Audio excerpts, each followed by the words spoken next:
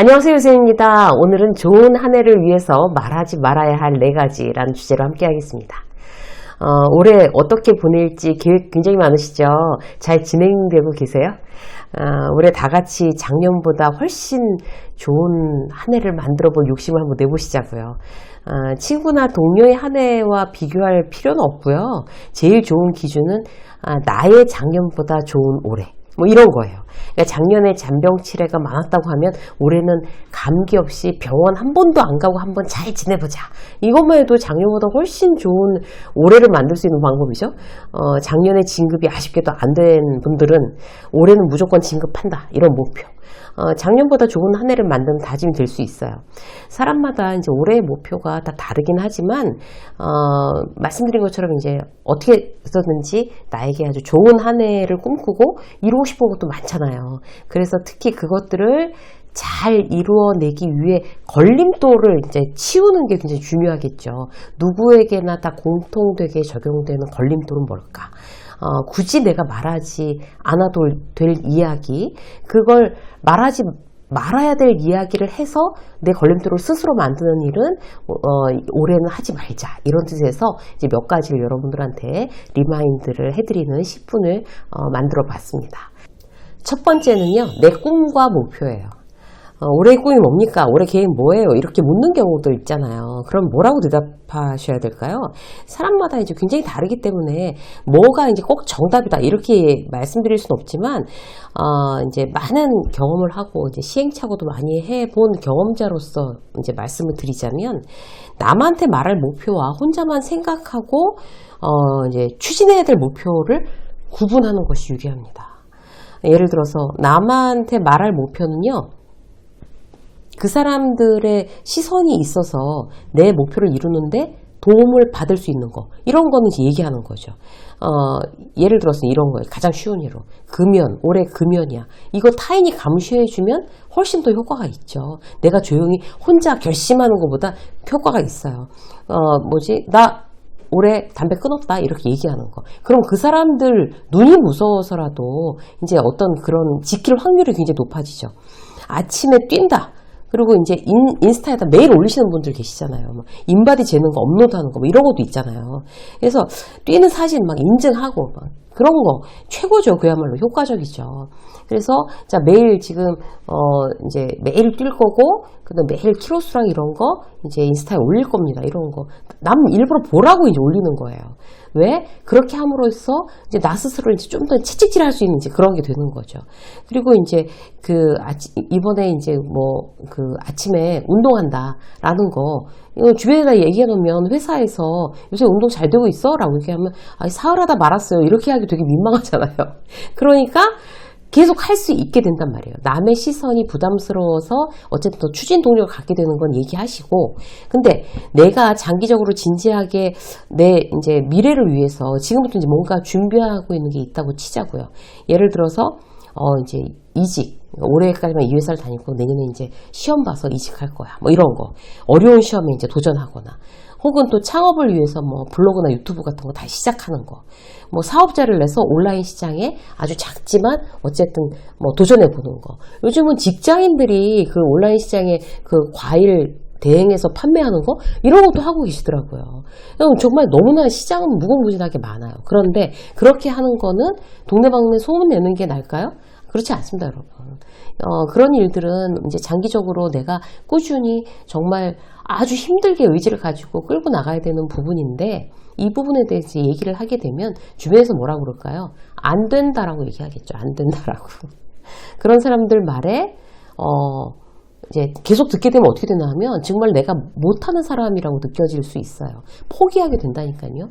포기하기 쉬워지는 이유는 뭔가 하면, 그런 어떤 온라인 시장이나 뭐 이런 어떤 인플루언서가 된다거나, 그리고 또 뭐 어떤 어려운 시험에 도전을 한다거나, 이런 부분이 굉장히 힘들잖아요. 그래서 내가 많이 애를 써야 되는 건데, 남들의 그렇게 안 된다는 말에 내가 너무 힘드니까, 하기가 힘드니까 쉽게 현혹될 수가 있죠. 그래서 그런 부분에 있어서는 일단 말을 안 하고 비밀로 진행하는 게 더 성취 동기가 높을 수도 있고요. 그리고 이루어질 확률이 더 높을 수가 있어요. 왜? 부정적인 얘기를 내가 안 들으니까. 어쨌든 나 혼자 끌고 나가는 거 훨씬 더 도움되는 목표와 그리고 얘기를 해야지 더 도움을 받을 만한 목표 여러분들이 구분하는 지혜 발휘하시기 바라겠습니다. 두 번째는요. 프라이버시예요. 사적인 부분을 남과 공유하는 거, 그 범위에 따라서 부작용이 생기는 거 반드시 각오하셔야 됩니다.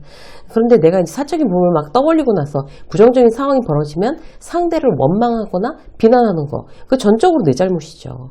예를 들어서, 이거 아무한테도 얘기하지 마? 뭐 이런 거 있잖아요. 그러면서 이제 전에 직장에서 선배 막 들이받고 막 싸워서 그만뒀어. 뭐 이런 얘기를 했어요. 근데 나중에 내 팀장이 불러서 나한테 그러는 거예요. 전 직장에서 직장 선배랑 불미스러운 일이 있어서 그만뒀다면서요? 소문이 나가지고 벌써 내 직장 상사한테까지 직장 상사가 나한테 물어본 거예요. 내가 말한 사람은 지난번에 김대리밖에 없는 거예요. 그러면 김대리가 소문을 낸 게 확실한 거죠. 그럼 김대리한테 가서 어떻게 그럴 수 있냐고 싸워야 되겠어요? 자기 얼굴에 침 뱉는 거죠. 자기가 얘기한 거잖아요. 그죠? 그럼 내가 뭐 지나가는 말로 그런 말 한마디 했는데 뭐 그게 그렇게 잘못된 일이야? 이러면 이제 김대리랑도 사이 안 좋아지는 거예요. 내가 잘못한 거죠. 가정 문제도 마찬가지예요. 형제들이랑 사이가 안 좋다는 얘기, 배우자랑 매일 싸운다는 얘기, 그 얘기를 팀장한테 했어요. 요즘 아주 죽겠습니다. 이래 가면서. 이 얘기를 한 의도는 자꾸 늦게까지 야근을 해야 되니까 와이프랑 요즘 충돌이 많다. 애기도 같이 봐야 되는데 그래서 제때 퇴근하고 싶다. 그래야 된다. 이 얘기를 어필하느라고 말한 거예요. 잘한 걸까요? 그렇지 않습니다. 직장생활 진짜 많이 한 사람으로서 경험치를 바탕으로 답을 드리면요. 절대 나한테 유리하지 않아요. 그 얘기를 듣는 팀장이 그렇군 빨리빨리 들여보내야 되겠다. 이제 뭐 이렇게 생각할까요? 이 친구의 사생활도 중요하니까 보호해줘야지. 막 이렇게 반성할까요? 그렇게 생각하기보다는 개인적으로 저렇게 복잡하고 안정되지 않으니까 일에 집중 못하는 거 아닐까? 이렇게 생각해요.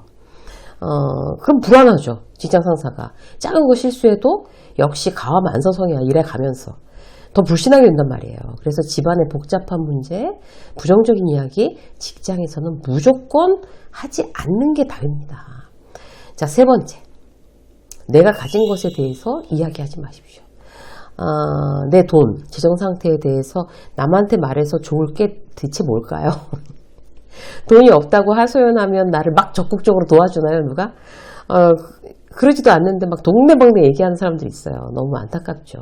습관이 된 사람도 있어요. 막 돈 없어를 입에 달고 사는 사람들. 점점 더 돈이 없어지는 거예요. 그러면 그분을 경계하셔야 돼요. 차를 바꿨어요. 그리고 죽는 소리 하는 거죠. 할부금에 허리가 휜다. 그러면서 주변에는 인색하게 굴어요. 계속 돈 없대요. 자기야말로 진정한 카푸어라고 묻지도 않았는데 막 얘기해요. 그러면 정말 비호감의 이제 지름길이 되는 거죠. 그러면 무슨 일이 잘 풀리겠어요. 계속 나는 비호감이 되고 있는데. 거꾸로 내가 가진 게 많다고 말하는 건 어떨까요? 한마디로 돈 자랑인 거죠. 없다고 말하는 것만큼 자기한테 유리할 일이 없습니다. 아파트값 올랐어, 땅값 올랐어, 이번에 아버지가 미리 유산을 나눠주셨어, 이런 자랑을 하면 누가 좋아할까요? 그래서 뭐 어쩌라고 이렇게 막 빈정상할 거잖아요. 상대는. 또 밥이나 사면서 돈 자랑을 하든가 이렇게 흉보는 사람도 있어요. 설사 밥을 사면서 자랑을 한다고 해도 갑자기 불로소득이 생겼다는 타인의 이야기를 진심으로 기뻐할 사람은 그리 많지 않습니다. 사촌이 땅 사면 배 아프다는 얘기가 괜히 있는 게 아니에요. 나한테 좋은 일, 특히 금전적인 부분에서 좋은 일이 생기거나 어떤 이제 여유로운 부분을 굳이 내 입을 통해서 이야기하지 않는 것을 원칙으로 한다면 이제 불필요한 문제를 이제 일으키지는 않는 거죠. 뭔가 좋은 일이 있으면 그 얘기를 그냥 빼고 밥을 사세요. 왜 무슨 일 있어? 이러면 그냥 날씨가 너무 좋잖아. 막 이러면서 혹은 뭐 왠지 오늘 너를 응원해주고 싶다. 내가 밥으로 막 이렇게 이게 훨씬 더 나한테 유리하고 관계에 있어서도 대단히 좋아지는 방법입니다. 자, 네 번째, 도움과 친절이에요.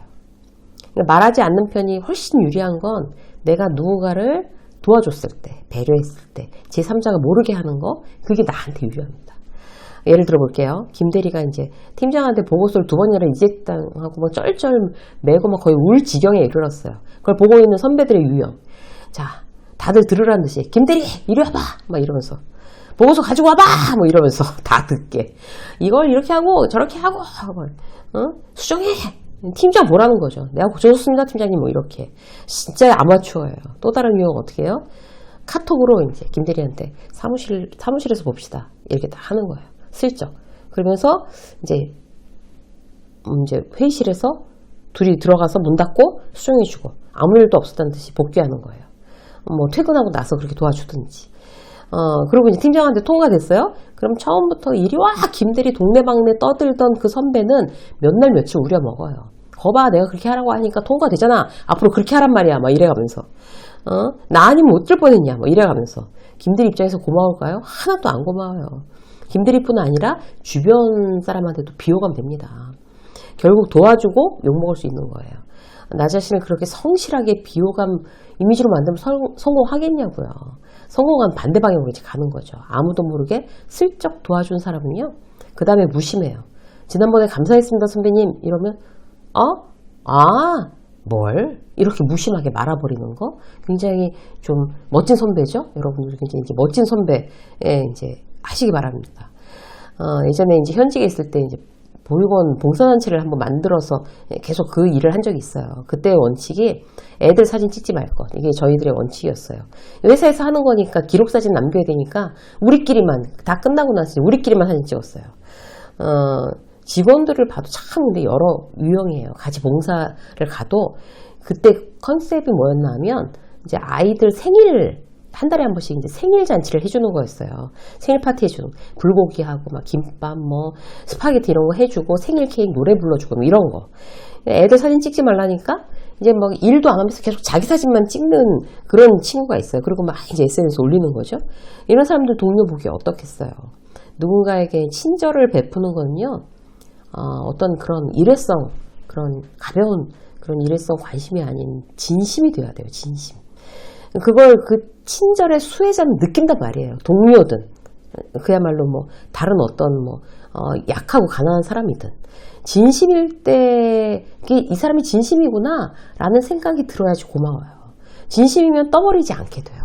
그 사람이 진짜 잘 되기를 막 행복해지기를 내가 도와줘서 네가 뭔가 편해지기를 내 진심으로 바라는 게 느껴져야 관계에도 긍정적인 영향이 가는 거죠. 이제 나 자신을 위해서 이제 원칙으로 삼으시자고요.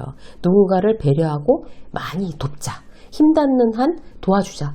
동료나 후배나 선배들도. 그런데 제3자가 알게끔 하지는 말자. 이런 원칙이 결국 나 자신을 돕습니다. 인생의 직장성 여기까지 하겠습니다. 고맙습니다.